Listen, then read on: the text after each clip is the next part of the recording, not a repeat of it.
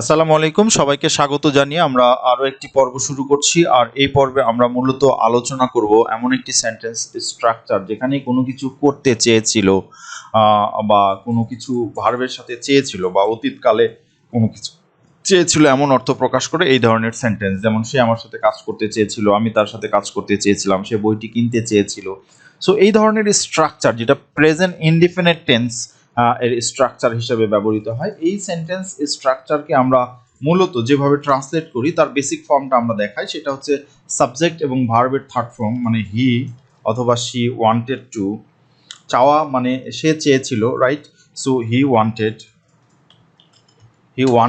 কি করতে? To work, কাজ করতে। কার সাথে? With me. ঠিক আছে, উইথ মি। তাহলে সে আমার সাথে কাজ করতে চেয়েছিল।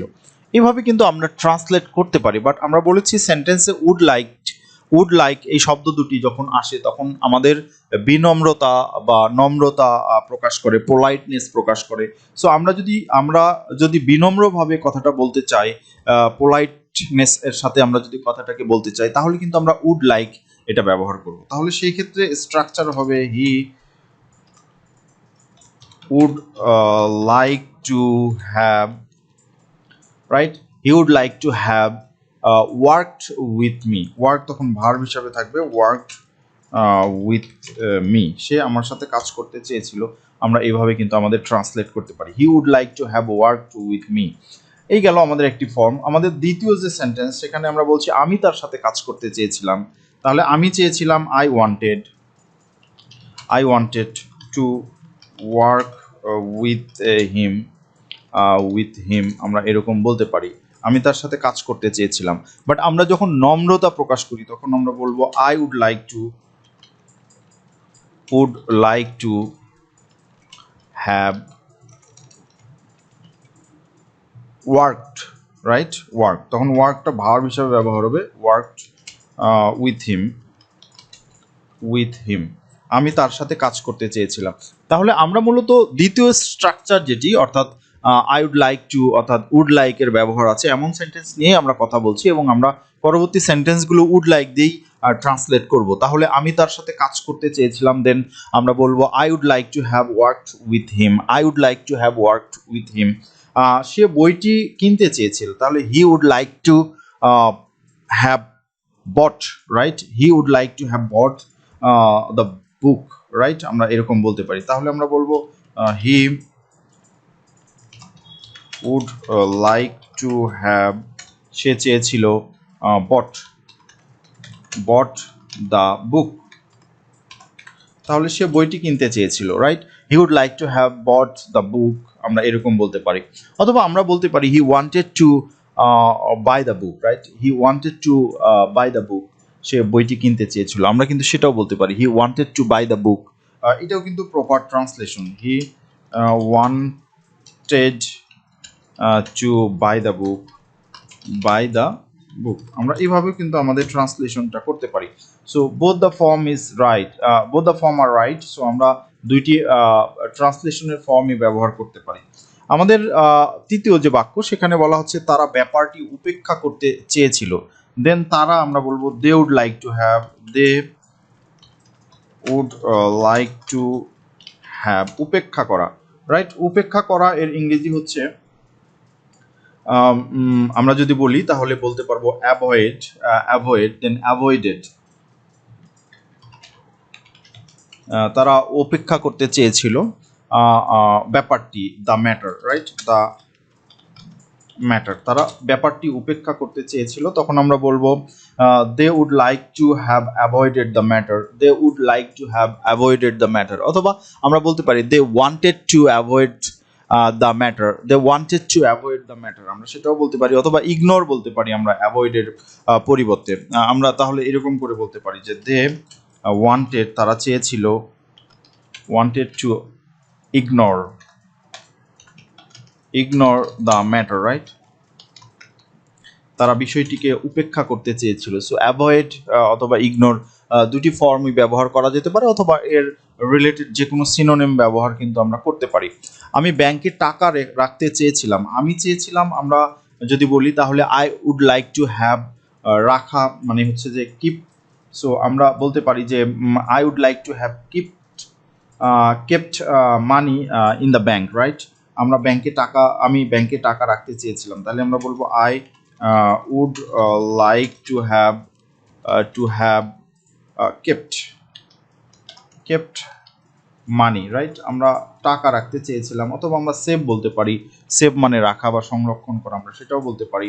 সো সেভড বলতে পারি, তাহলে আমরা কেপ্ট অথবা আমরা সেভড বলতে পারি। সেভড মানি মানে টাকা রাখতে চেয়েছিলাম in the bank, in the bank, আমরা ব্যাংকে টাকা রাখতে চেয়েছিলাম। তাহলে আমি বলতে পারি I would like to have, আমি রাখতে চেয়েছিলাম, I would like to have kept, অথবা I would like to have saved money in the bank, আমরা ব্যাংকে টাকা রাখতে চেয়েছিলাম। অথবা আমরা সিম্পলি বলতে পারি I wanted to put money in the bank, আমরা সেটাও বলতে পারি। তাহলে আমরা বলতে পারি I wanted to keep keep আমরা বলতে পারি, অথবা আমরা সেভ বলতে পারি, অথবা আমরা পুটও বলতে পারি, রাইট? পুট মানেও রাখা। সো আমরা এই শব্দগুলোর যে কোনোটি কিন্তু ব্যবহার করে আমাদের সেন্টেন্স তৈরি করতে পারি। সো আমাদের সিনোনিম যত ভালো হবে, যত বেশি হবে, আমরা তত আলাদা আলাদা রকম করে আমাদের সেন্টেন্সগুলো গঠন করতে পারবো। তাহলে আমি বলছি আই ওয়ান্টেড টু কিপ মানি টাকা রাখতে চেয়েছিলাম in the bank, right? In the bank. So আমরা ব্যাংকে টাকা রাখতে চেয়েছিলাম, এরকম করে কিন্তু আমরা ট্রান্সলেট করতে পারি। সো এরপরে আমার বলছে যে আমার বাবা বিদেশ থেকে টাকা পাঠাতে চেয়েছিলেন। আমার বাবা এর ইংরেজি হচ্ছে মাই ফাদার, আমার বাবা চেয়েছিলেন, তাহলে would like to have sent, would like to have sent, right? Would like to have sent, তাহলে আমরা বলতে পারি my father would like to have পাঠানো এর ইংরেজি হচ্ছে সেন্ড। সেখান থেকে আমরা এর পাস্ট পার্টিসিপল ব্যবহার করব। তাহলে আমরা পাস্ট পার্টিসিপল ব্যবহার করে বলবো যে সেন্ট। সো আমার বাবা বিদেশ থেকে টাকা পাঠাতে চেয়েছিল। So my father would like to have sent money, টাকা পাঠাতে চেয়েছিল কোথা থেকে? বিদেশ থেকে। তাহলে বিদেশের ক্ষেত্রে আমরা বিদেশের ইংরেজি যদি বলি send me abroad, from abroad আর কি, আমরা এটা বলতে পারি ফ্রম অ্যাব্রড।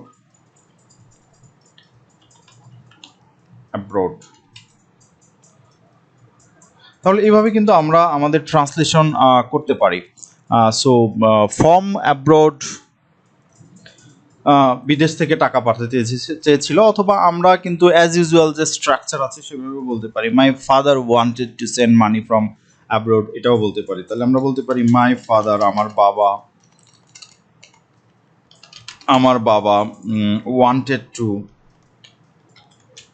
টু সেন্ড, ঠিক আছে? সেন্ড মানি মানে হচ্ছে টাকা পাঠাতে, ফ্রম অ্যাব্রড,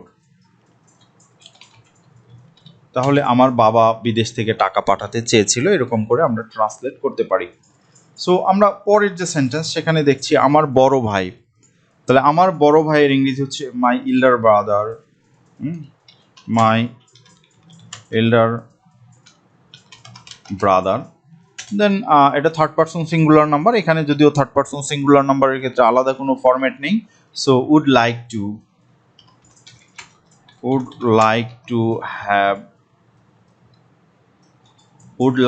হ্যাভ, ঠিক আছে? চাকরি করতে চেয়েছিল। সো আমরা চাকরি করার ইংরেজি যদি করতে চাই, তাহলে সেক্ষেত্রে আমরা বলবো যে have done a good job, হ্যাঁ? করতে চাওয়া, চাকরি করা মানে have done a good job,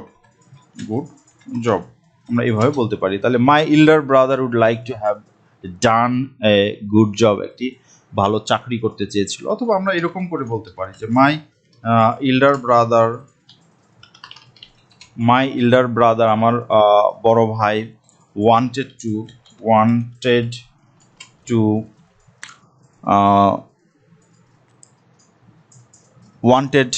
a good job, wanted to have to do, অথবা আমরা wanted a good job একটা ভালো চাকরি চেয়েছিল বা করতে চেয়েছিল, wanted to do a good job, right? আমরা এভাবে কিন্তু বলতে পারি। তাহলে সে একটা ভালো জব করতে চেয়েছিল। My elder brother wanted to do a good job, একটি ভালো চাকরি করতে চেয়েছিল। অথবা আমরা বলতে পারি my elder brother would like to have done a good job, একটি ভালো চাকরি করতে চেয়েছিল। সো আমরা এইভাবে আমাদের ট্রান্সলেশনগুলো করতে পারি। তিনি আমাকে ফোন করতে চেয়েছিলেন, আমরা এইটাও কিন্তু ট্রান্সলেট করে বলতে পারি। তাহলে এটা তোমাদের কাজ, তোমরা এই সেন্টেন্সগুলোকে ট্রান্সলেট করে কমেন্টস বক্সে অবশ্যই লিখে জানাবা যে কিভাবে তোমরা এই সেন্টেন্সগুলোকে ট্রান্সলেট করছো, সো দ্যাট আমরা বুঝতে পারি যে তোমরা সঠিক পথে আছো অথবা তোমাদের সংশোধন দরকার। সো আজকের এই ভিডিও এই পর্যন্তই। আমরা পরবর্তীতে নতুন কোনো ভিডিও নিয়ে দেখা করব। সে পর্যন্ত সবাই ভালো থাকবে, আর তোমরা যারা নতুন অবশ্যই চ্যানেলটিতে সাবস্ক্রাইব করবে। ধন্যবাদ।